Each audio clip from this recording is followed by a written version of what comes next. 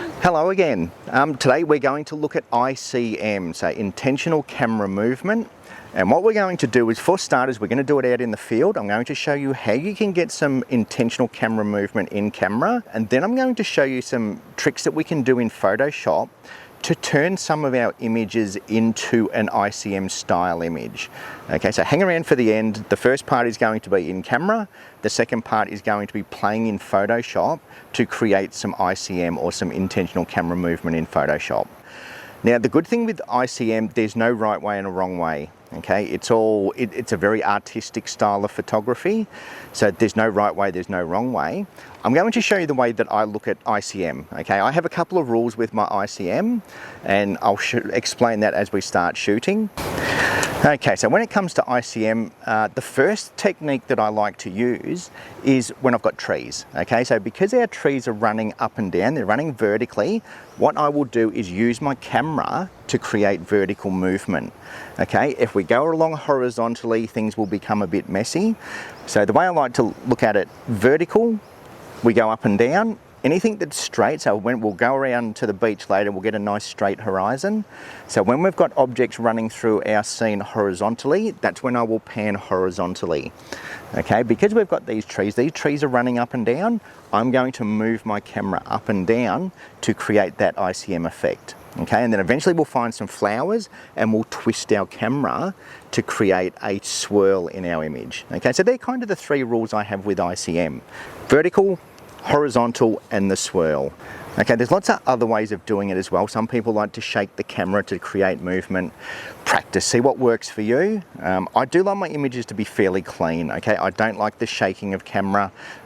It can work in certain instances and work with certain patterns, but I find I usually stick to the main three. When I do ICM, I'm up and down, I'm horizontal, or I'm spinning, and that's what we're going to do. Now, when it comes to camera settings, the first thing we want to do is we want to get our aperture up to f22. f22 is going to stop light coming into our camera, and that's the key with ICM. We want to slow down our shutter speed.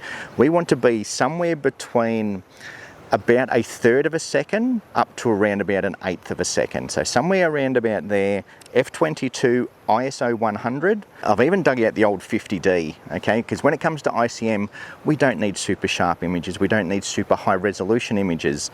We're creating artwork, okay? We're not going for pin sharp images. We don't need fancy gear, okay? Aperture at f22, we don't care about diffraction, we almost want soft images. Okay, so most of the rules to creating nice sharp images are out the window when it comes to ICM. We want to create movement and we want to create blur. So ISO 100, aperture f22, that's going to give us our slow shutter speed. Now, you might find on a bright sunny day, you might need to put an ND filter on just to get your shutter speed nice and slow. As it is at the moment, if I take a reading there, I'm around about 1/2 a second. Okay, so 1/2 a second is going to create lots of movement. And even with focus isn't critical either. Again, we're going for blurry images. So after I start moving, I'm going to press the shutter about there and keep moving. Okay, now it depends on shutter speed. You can move fast and slow, and this is where you have some fun with it. Key thing, aperture f22, ISO as low as it'll go. See if you can get some nice long shutter speeds, and you can always speed it up from there. Start as slow as possible and speed it up if need be. Okay, so all I'm doing, I'm just focusing on the closest tree to me. Don't even need to look through my viewfinder to tell the truth. I'm just focusing on that close tree and then taking shots and moving at the same time. We'll try on the far tree. Okay, and it's starting to give us some nice effects. Now, what I don't like, I've got some white streaks in the background, which I'm not too keen on. Okay, so now got the dark green background behind us. So over there, I didn't like how the white was creeping into our frame. So now I'm going to put these trees against the darker background, because I think I'm still looking for separation between my subject and the background. And I think the colour of the trees against the green should look quite nice. Okay, so same as what I did before. I'm just going to focus on the near tree and we're just going to pan down. So I'm just going to start up nice and high and shoot, and so I'm not clicking up here, I'm clicking once the camera's already moving, and I'm trying to keep it as smooth as possible and getting it down as low as possible to keep that bright sky out of our shot and just have the trees against the green, and that will make for a good shot. So again, move, keep everything nice and steady. Okay, and they're looking quite nice. And again, I'm just going to move around. Okay, now unfortunately, as soon as I finished filming, it started to rain, so I couldn't do the other part of the video that I planned to do. It's essentially the same. Okay, with a horizon, I tend to pan the camera horizontally to get that intentional camera movement following my horizon. Okay, same with flowers. If I have a circular subject, then I will just twist the camera to create that swirl. I'm going to cover that in Photoshop anyway, and that'll be a good reason to show you in Photoshop, because I couldn't capture it out in the field. We're going to create it in Photoshop. Now, once again, it's a bit of a follow-up video to last week. This is one of the first things I did when I got Photoshop. I had a bit of a play around with some of the filters, and that's what Photoshop's all about. Let's get in, have some fun, and we'll create some ICM images in Photoshop. Okay, now ICM in Photoshop, and I'm going to show you 3 examples. Okay, so the first 2 example is going to be almost exactly what we did out in the field. So what we're going to do is we're going to start with this one.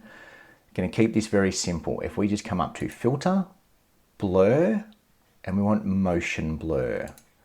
Okay, so Motion Blur, by default, it's probably down around about 20% or thereabouts.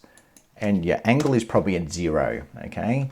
So in here, this will show us the angle of our blur.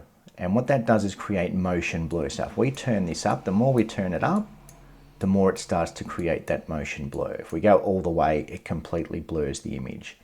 So that one works really well when you've got nice, even, straight horizons without too much in the middle of the frame. Okay, if you've got something in the middle of the frame, look, just crank it up. Okay, so that's the easiest one to do.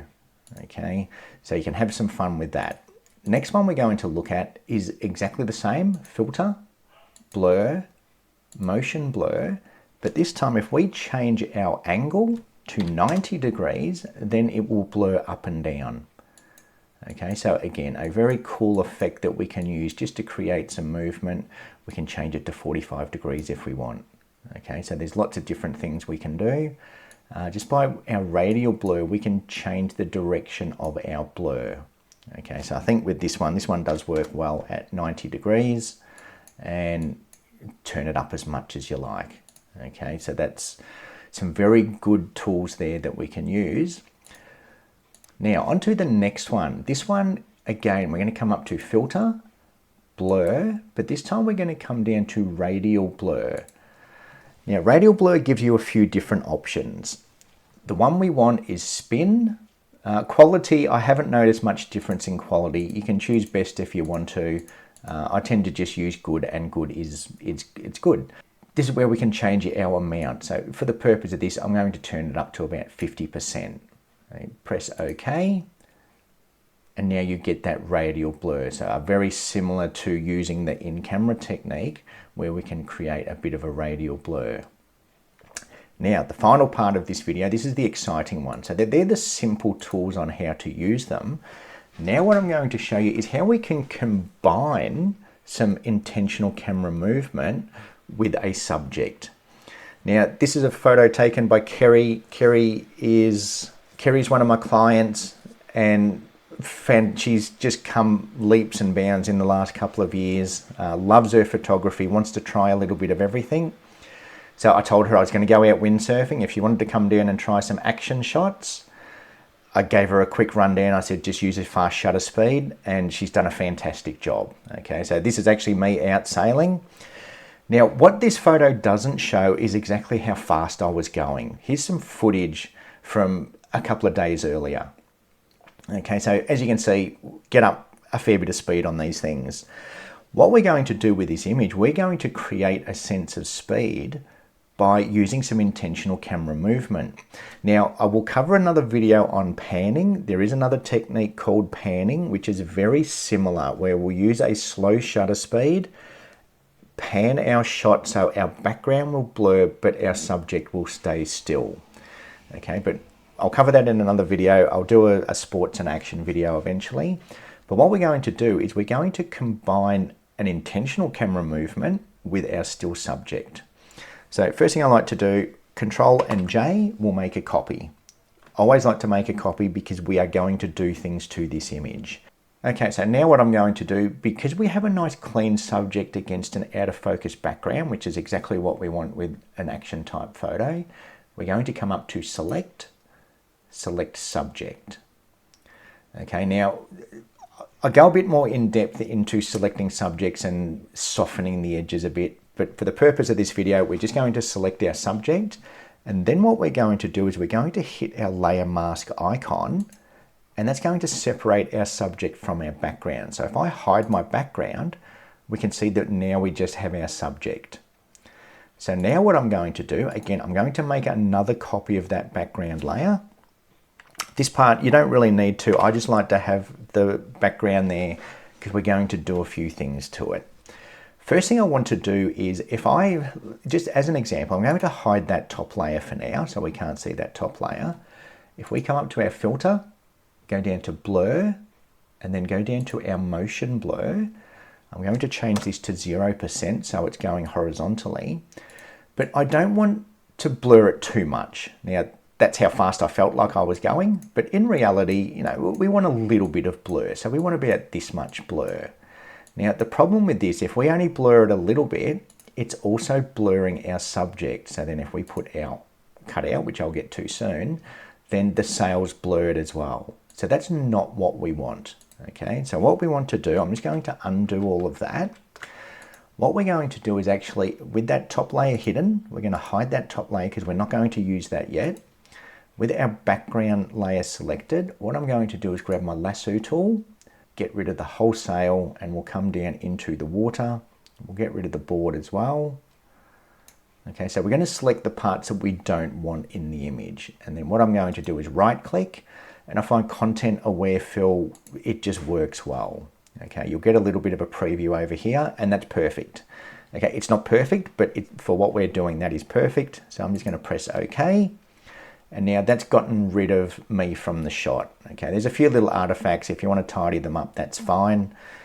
What I'm then going to do with that layer selected, I'm going to hold my control key, select the next layer, and what I'm going to do is right click, and I'm just going to merge those layers. So now we have our original photo, now we have our remove the subject photo, and look, just for the sake of this, I'm going to grab my Band-Aid tool, and I'm just going to get rid of that little dot there just to make it look a bit nicer.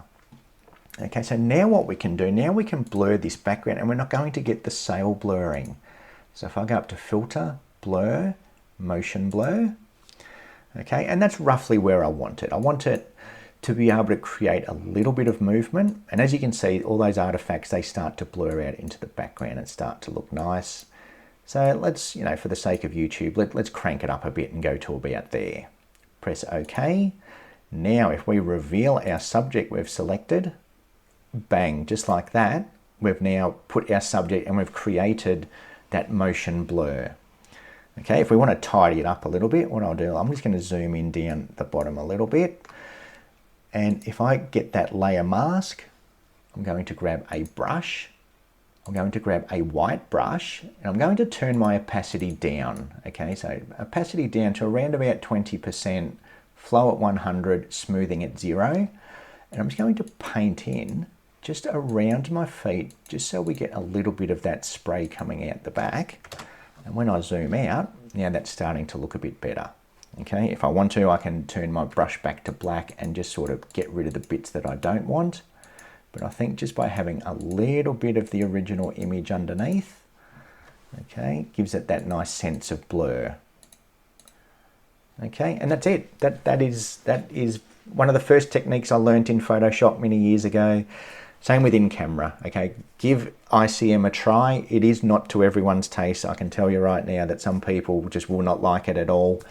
But it's a useful technique to know, okay? It does come in handy sometimes. As with everything in Photoshop, just every little bit will come in for certain images, and this image works absolutely perfect to create that sense of speed. So big thank you to Kerry. Thank you, Kerry, for allowing me to use that image. Great shot. You've done well. You've done. Action is not easy. especially windsurfers out. You're out in the wind trying to shoot in the wind. It's not easy. So thank you very much, Kerry. Great photo and a perfect example for what I wanted to show off with this ICM. Now that's it for this video, so thank you very much for watching. If you did like it, give it a thumbs up. Feel free to subscribe. Lots of live streams coming up. We've got some nice weather heading our way. I'm chasing an award-winning image. I have a few plans up my sleeve. I'm really going to give it a crack. Okay, so join me in the live streams. Come in, say hello. Really good little community that we've got. And until then, next time I see you, I will guarantee you after this video, I will be live. So thank you, and I will see you all again soon. I know this video is a little bit late. I have been flat out. I've been so busy, I haven't even had time to shave. So sorry for being a little bit late. Hopefully you enjoyed the video. If you do, give it a thumbs up. If I get more than 5 thumbs down, I'm not going to shave, and you're going to have to put up with an even bigger beard for the next video. I will start moving at a nice even pace and then press the shutter. Press the shutter. Press the shitter.